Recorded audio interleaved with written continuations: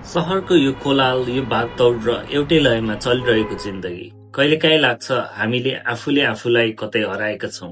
त्यसैले हामी निस्क्यौं एउटा यस्तो यात्रामा जहाँ मोबाइलको नेटवर्क होइन, मनको शान्ति भेटियोस्।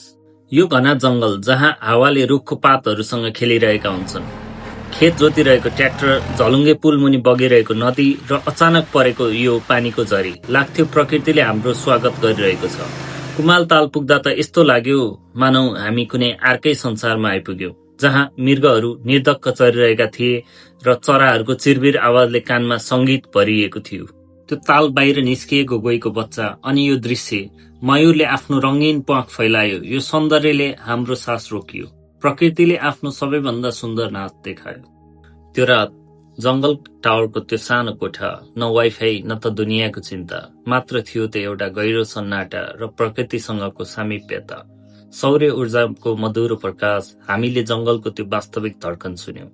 बाघको गर्जन, चराहरूको आवाज बीच सुत्नुको अनुभव शब्दमा बयान गर्न सकिँदैन।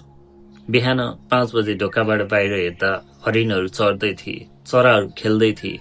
जब झ्यालबाट बाहिर हेर्यौ, सूर्यको पहिलो किरणले रुखको पातहरूलाई चुम्दै थियो। त्यसैले त भनिन्छ कहिलेकाहीँ हराउनु पनि जरुरी छ, आफूलाई पुनः भेट्नको लागि।